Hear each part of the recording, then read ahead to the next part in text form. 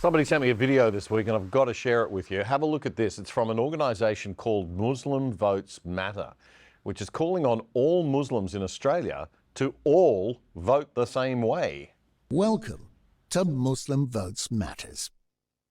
As one of the fastest growing minority groups in the country, the Australian Muslim community holds a significant yet largely untapped potential within our national political landscape.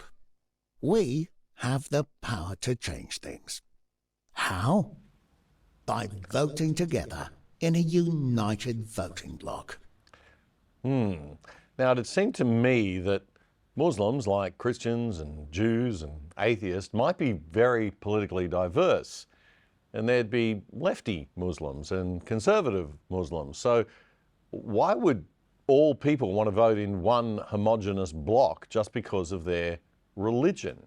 As Muslim Votes Matter, we are dedicated to unlocking this enormous community asset. Doing this requires education and awareness, meticulous organisation, forward planning, and effective mobilisation. Okay, I actually thought this video wasn't real when it was sent to me, so I checked the website. It's all there. You can sign up to support them. Check it out at muslimvotesmatter.com.au. If anyone has any more information about who's behind all this, do send us a direct message on X. We'd love to know more. Voting by religious identification is troubling and dangerously divisive, especially when there's a war on overseas and people want to show solidarity with one side over the other, as we saw in the UK this week. They had city council elections over there and lots of candidates campaigned in predominantly Muslim areas, not on local issues and taking out the garbage, but on the UK's policy towards Gaza and Israel.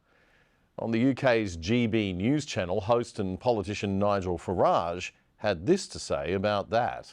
Well, I've been talking about it for months on this show, the growth of sectarian politics. I said to all of you that George Galloway's win in that Rochdale by-election was not a one-off. Let's have a look at some of the scenes that we witnessed last Thursday night into Friday.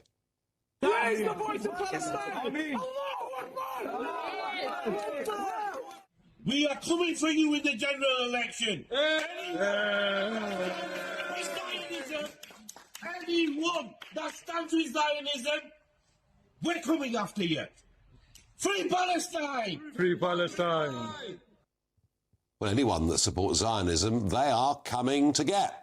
I hope that just means in electoral terms, although I'm not, given the tone of that gentleman's manner, entirely sure. And let's see some of the scenes of celebration. There were about 40 council seats won by people standing on a Gaza agenda. Some stood for the Green Party, some stood for Galloway, some stood as independents. And this all took place in areas that are Muslim majority wards. If that's not a sectarian vote, I don't know what is. How many women can you see in that picture? Absolutely none. Nigel Farage there on GB News. He points out the organisation Muslim Votes is also active in the United Kingdom, as it seems to be here based on that video I just showed you. I'm assuming that the two are linked somehow, but I could be wrong. Now, 2023 migration to Australia was more than 750,000 people, 765,900 to be precise, a record level and a massive level of migrants for a country of only 27 million people. It's 3% of the population, which is the same percentage as the entire Indigenous population of Australia. And that was just last year.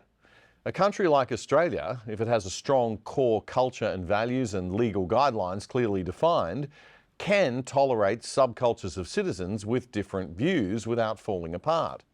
But it can't tolerate subcultures of citizens with totally different worldviews unless those citizens work to assimilate and conform to some extent and accept that they won't be able to have their views fully realised within the new host culture. Islam is a culture that is rich and strong, and it has a very different history to ours. There are plenty of similarities, but there are also striking differences. So, too, those raised in communist countries might have a bigger challenge assimilating to Australian free market liberal society. To require immigrants from really different cultures to assimilate is not racist. My ancestors came from other places in the late 19th and early 20th centuries. They assimilated. They came here because they wanted to adopt this Australian Anglo-Celtic Christian-based culture. They wanted the Western classical liberal way of life and the opportunity and freedom that it embodies. Voting by religion, sectarian politics, is not demonstrating respect for the host culture and a healthy willingness to assimilate. It's divisive and separatist. And as Farage points out, the UK has also had massive immigration as a percentage of population. And what you can see is that if people come in very, very large numbers, they bring their culture with them.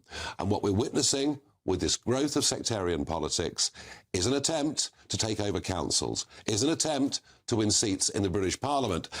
And over the last couple of days, the organisation called Muslim Vote, that we've highlighted here on this show before, have put out 18 demands to Keir Starmer.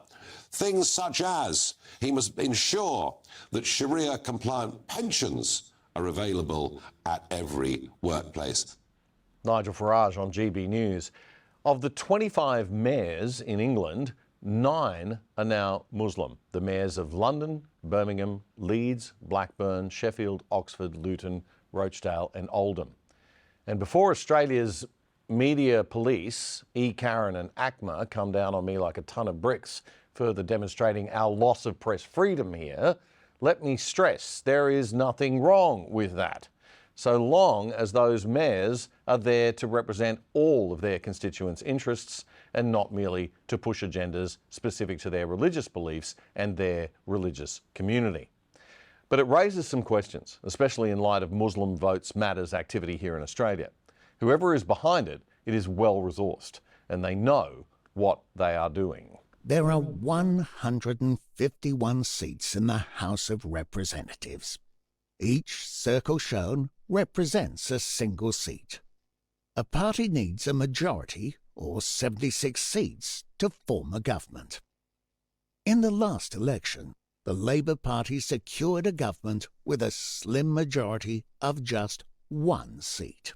This highlights how every single vote can tip the balance of power at the upcoming election.